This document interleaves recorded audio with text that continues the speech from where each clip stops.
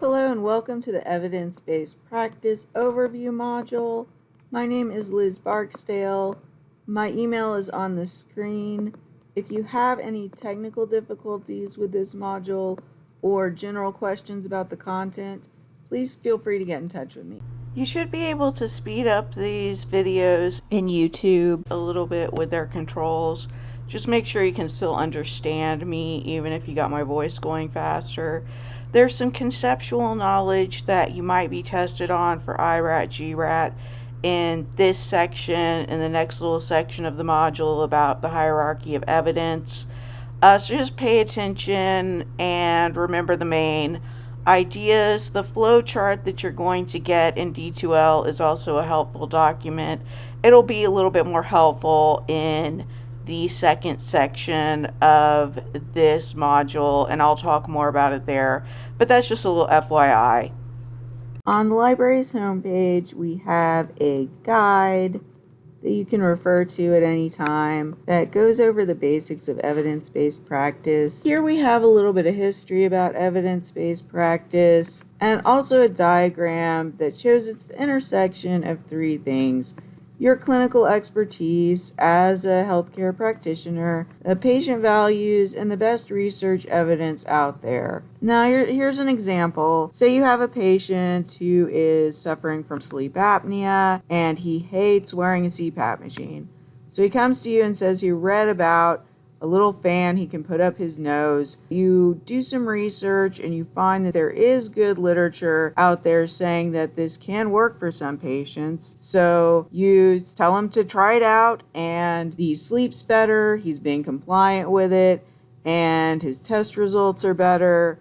So that's taking into account the needs of this particular patient, what you know from working with patients day in and day out, and then going and finding this best evidence. But how do you know that the evidence is good? It's mostly what we're going to cover in this module: how to current best evidence in making decisions about the care of individual patients, in the words of Dr. David Sackett here.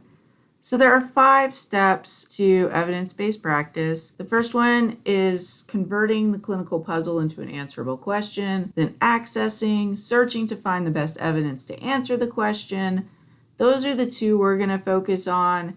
Later on in your term, you'll learn more about study designs, and you'll probably get into quickly appraising evidence to decide if it's reliable and robust. Then applying the information is extracting the useful information for the individual patient or the population you're looking at.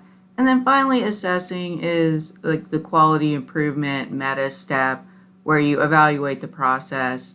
So those are the 5 A's of evidence-based practice. And again, we're just going to focus on asking a question, quite a bit about accessing the evidence, and just a little bit about appraising, some basic tips about that. The first A is for asking, so let's talk about the 2 types of clinical questions.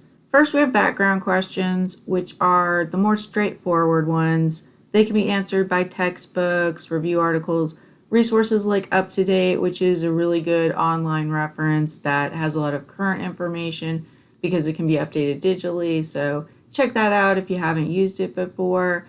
But a background question is like, what are the early symptoms of diabetes type 2? Something that you can look up and find the answers for in a pretty straightforward manner.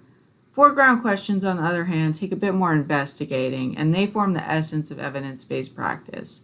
So you usually start with a patient, and we'll look at some examples of the foreground questions, but we use a framework called PICO with these, and that helps by clarifying the question, identifying what information is needed to answer it, and helping to identify some search terms. I've talked to Dr. Dalton about this, and he said that sometimes med students want to know why they need to learn the terminology for background question and for foreground question, because it's kind of an implicit thing that you just learn as you're learning all these other things about medicine. But you can waste time if you are looking for answers to your question in the wrong place and just going a little too fast and diving into, say, PubMed when you could find the answer to your question in UpToDate. So that's why we want you to just know the terminology, know a little bit about it, and there may be an IRAT question, GRAT IRAT question or two that is asking, is this a foreground question or a background question? So just make sure you kind of know the differences between what the two entail. So here's a little more information about background questions, just that they ask for general knowledge, that they can be answered in a textbook, review articles, tools such as UpToDate. And you might waste time if you are looking in a published study instead of one of these background sources. So a little example there is, what is mindfulness therapy?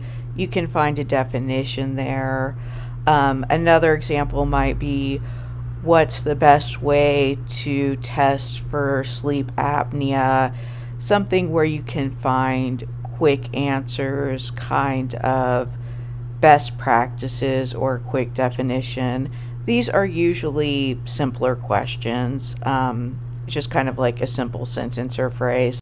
That seems like a straightforward question. With foreground questions, there's going to be a bit more involved in the question.